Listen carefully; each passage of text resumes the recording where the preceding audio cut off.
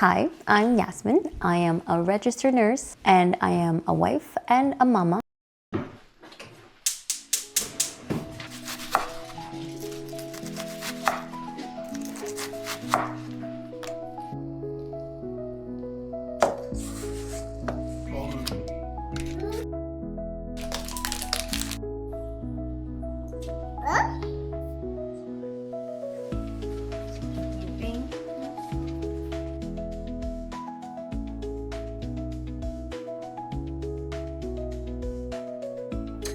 I just went out to the garden and I got the rest of my rosemary and even found some little bits of parsley that were still good enough. My rosemary is starting to get brown, but still smells really good. Okay, we have a lot to catch up on. It's been a little while since I've been here. And if you clicked on this video, you probably already know what the big update is. I quit my hospital job. I will no longer be returning to that. And maybe you didn't even know I worked in a hospital, but if you follow me along on Instagram, you may have seen this coming. So in this video, I'm going to be taking behind the scenes and tell you the whole story, why I quit my stable hospital job, how we're gonna make it work financially, the reasons behind it all, what my plans are for the future. So grab a coffee, take a seat, and I will also take you along what I was doing yesterday. I was cooking lots of yummy food for guests, so I will show some of that throughout this video as well, just so you don't have to just stare at my face the whole time while I give you this update. So today my husband's friend, an ex-coworker, is coming over for dinner, so that's why I'm making this focaccia. And I'm also making beef bourguignon, which is like stewing beef that's marinating in the fridge right now in some red wine, garlic, onions, carrot, and some herbs. And then I'm gonna brown it this evening and then slow cook it, and it just has this beautiful gravy. Hello, my love. Hello. I'll be right with you, okay? So I'm just gonna slice this garlic really thinly and then add it to my focaccia. Before we get into it, I do wanna make a little disclaimer. This decision of quitting my job and staying home is not for everyone.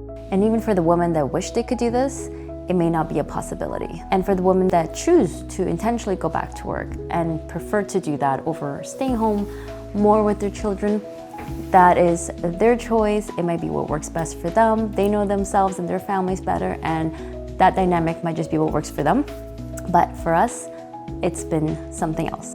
So let me get into it. Choosing to stay home, choosing to work, or choosing to do both, it's a hard one either way. There's pressure on moms either way, whether you're choosing to stay home with your kids or you're choosing to go back to work or you're choosing to do both. There's always pressures on moms.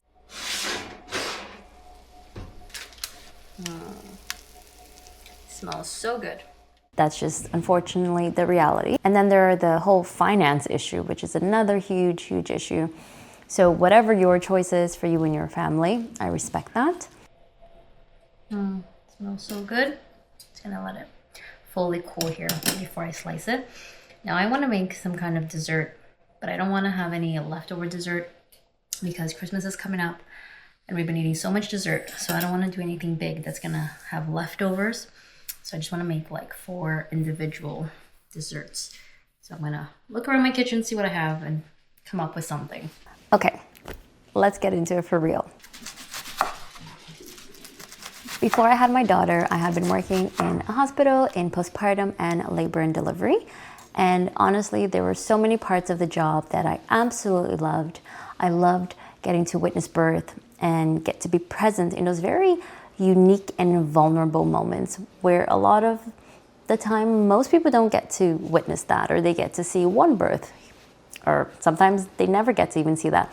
So it was very special to me that I got to see so many births and be present in those early hours when families are meeting their babies for the first time. It was just so special getting to support parents as they bond with their newborn or helping mamas breastfeeding. All of that I really enjoyed.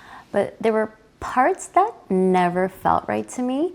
And after becoming a mom, those things only deepened and they started to speak even more loudly to me. Over time, I started to realize that the modern obstetric system, the way it's done in hospitals, is not built for women. As much as it saves lives, it's not built for the type of care that women and newborns and fathers and families truly deserve. Unfortunately, built around time and limited human resources. And the focus is to really send the mom and baby home alive, but there's no space and time left for what happens in that in-between, or enough care put into how that birth experience really impacts the mom and baby and the father throughout the long run. Hospitals are very focused with just the birth, that moment, getting everybody out and alive, and they don't care about not that they don't care, but maybe because of the limited resources, they aren't able to dedicate time and money into ensuring that the way the birth plays out has a healthy impact long-term on the mom and baby, because postpartum depression skyrockets when you have a traumatic birth, when you don't feel supported, when you feel like you didn't have your choices respected, when things just felt completely out of your control. But hospitals don't care about how you go after you go home. If you have postpartum depression, 6 months postpartum, it's not that they don't care, but it doesn't really matter to them. I'm sure they care if you were to ask them, the people making the policies and protocols, but it doesn't impact them because they're not dealing with you 6 months postpartum. They're just dealing with you when you're there to give birth. So they do things as efficiently as possible. And unfortunately, it leaves a lot to be desired. And I couldn't help but pick up on a lot of these things when I was there and feel like there had to be a better way. I don't know what the solution is for hospitals. I think part of the problem is that the people making the rules and protocols, they're the ones sitting in an office with the door shut. They're not the ones actually working on the floor. They're not the nurses that are doing direct patient care. So I feel like there is that gap there. While I was there and then becoming a mother, and then in this last year, I really started to crave something a bit slower, because hospital work can be very fast-paced, and something a bit more human, a bit more, authentic in a way. I don't even know if that's the right word, but something more holistic, where I could really spend time with a woman going through certain experiences like pregnancy, birth, postpartum, and really be there for them and not feel rushed or like I had to do things a certain way because that's the protocol of the hospital, and be able to just give them what they truly needed in that moment. There were so many times where I could tell a mom really needed more support, whether it was with breastfeeding or just bonding, or maybe just a little bit more emotional support. Maybe it was their first baby and they don't have any family here and they just needed someone to talk to more. And I found myself so many times wanting to dedicate more time to a certain patient, and I just couldn't because I had other patients I had to tend to, or it was the end of my shift and I had to go, and just limited time, limited resources. It always came down to that. And I always left feeling like, oh, I wish I could have done more. I wish I could have spent more time. And unfortunately, that's just not how the hospital system works. Becoming a mother myself, I realized how postpartum is so much more than those 6 weeks that they say is your postpartum. Postpartum goes way beyond that. People who say postpartum is 6 weeks, that's a myth. Just because you get your check after birth at 6 weeks as the standard, that does not mean after those 6 weeks, everything's back to normal, everything's good. Postpartum goes so much deeper than that. And becoming a mother, I really realized that. And all of this led me to, at the end of the summer, decide I was going to start my own private nursing business where I would be supporting women in their homes during pregnancy and postpartum, supporting them in numerous ways. Some of the things I offer are prenatal consults for women who are interested in really understanding what the hospital system has to offer versus a home birth or a birth in birth center with a midwife, and just helping them decide what it is that they really want, what their options are, how to advocate for themselves, and how to create a birth plan that's aligned with what they want for their birth. Another service I offer is postpartum support. So I come to women's homes and I can support them right after the birth with breastfeeding. I can remove their staples if they had a C-section and they got staples so that they don't have to go back in after a week to get those removed. Another service that I offer is lymphatic drainage massage, which has so many benefits. At the end of pregnancy, when you have that excess swelling and you just feel like a big balloon, or immediately after you have had your baby and you got pumped with lots of fluid and you're just lying down a lot, you can also feel extra swelling and just that fluid retention that's very uncomfortable. So the lymphatic drainage massage really helps ease that. So that's something that I also offer to their home. And I bring my massage bed with me and I see them in the comfort of their homes. And it doesn't have to be a rushed appointment like it is in the hospital. Most of my appointments go way beyond the designated time because I like to talk to them. I like to really see where they're at. Sometimes I'm there for a lymphatic drainage massage, but I notice that they need help breastfeeding. So I will also help them with that, even if that wasn't part of the package that they initially got. So initially the plan was that this was just gonna be a side job while I was at the end of my maternity leave, and just to feed that part of my soul that was craving that slower, more holistic care for women. And I was due to still go back to the hospital in January after my mat leave completed. But as the end of the year approached and I started to realize what that meant for our family and that I would be gone for 13 plus hours, I started to have some very honest conversations with my husband about what that would look like for our family and how that would impact me and our baby. She is 17 months old now, but she's still nursing for her naps. She's still waking up and nursing throughout the night a lot of the time.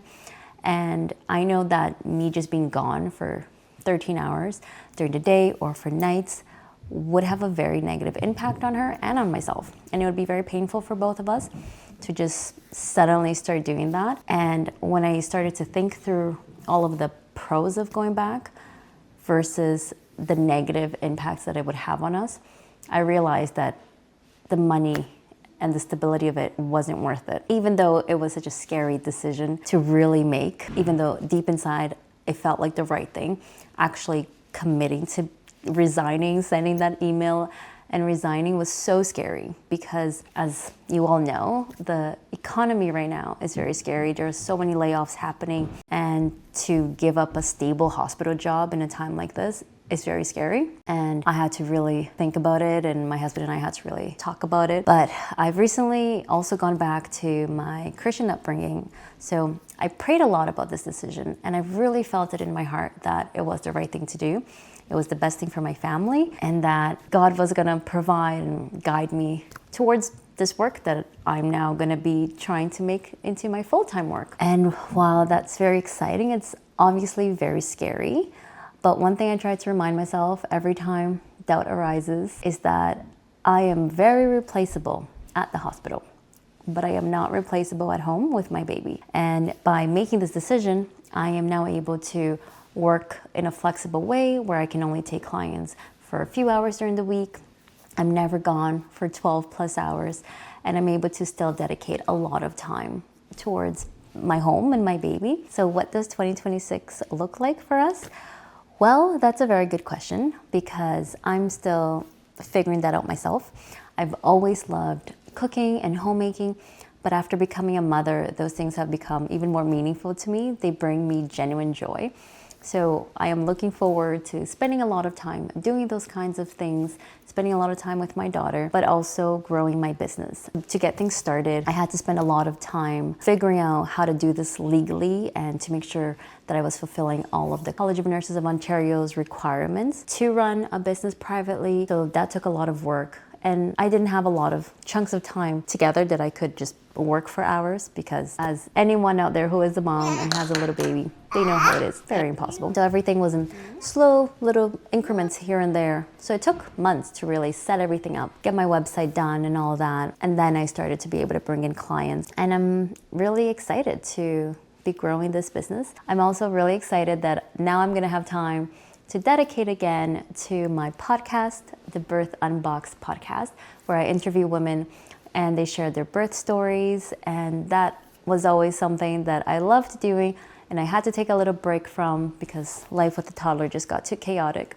But that is something that I will be working on again in the new year, and I'm looking forward to that as well. Another thing I want to mention in this video is I acknowledge that this is a very privileged position to be able to make that decision to quit, to stay at home with my daughter, and to grow my business. And there are a lot of women that would love to do that and unfortunately are not able to. And my heart really goes out to those women. My husband and I, we have made a lot of intentional decisions to be where we are at financially. My husband's an electrician.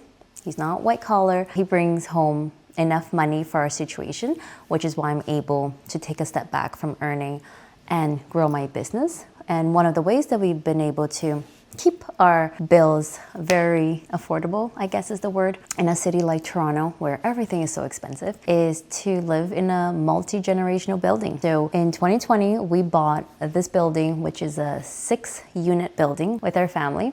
And this way, we each have our 2-bedroom apartment, and our bills are significantly lower than a lot of people in the city. We own our unit and we have family around, which has been such a blessing. So I highly recommend you consider that, because a lot of people could not even think about living this closely with family, but it's been the best thing ever. It's been such a blessing. Everyone really respects each other's privacies. We all have our separate spaces, but we're able to get together and do dinners together, and it's so nice. And it's especially so nice for my daughter, who now gets to grow up around her grandparents. She has both grandmothers, a grandfather, a great-grandmother, 2 uncles, and an aunt, and 4 dogs, all in this building.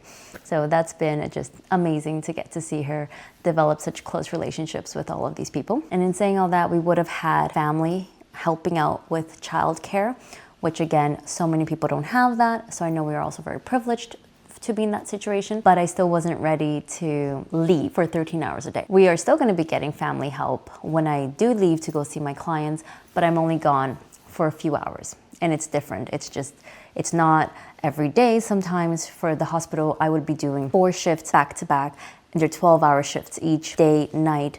Very different than when I'm leaving to go see a client for 3 hours, and then I don't have a client for a few days, and then I'm gone for a couple of hours. So that right now is what feels right for me, for my family in this season of life. So that is what I'm gonna be working towards, and hoping that that will be enough for us to support our family in 2026 and beyond. Who knows where this is gonna go, but right now, this is where my heart's at. This is what feels right for me. And I'm so excited, and I feel so much peace after having resigned. Certain things happened that really affirmed that I made the right decision, and I feel so much peace in my heart that this was the best thing that I did. And even though it was bittersweet letting go of the job and not getting to work with my coworkers anymore, or witnessing birth the way I was in the hospital, this just feels like the right move right now. So we'll see where things go. If you are interested in following along and seeing how my business evolves, and you also enjoy cooking and homemaking, I'll be sharing all of that here on my channel, so make sure you subscribe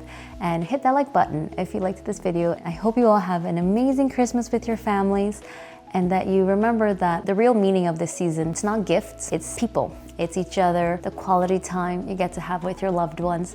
So remember, it's not about money, it's not about gifts. People really just want to spend time with you. So I hope you all get to have some really good quality time with your family and friends this holiday season. Thank you, and I will probably be back here around New Year's. So until next time, take care, friends.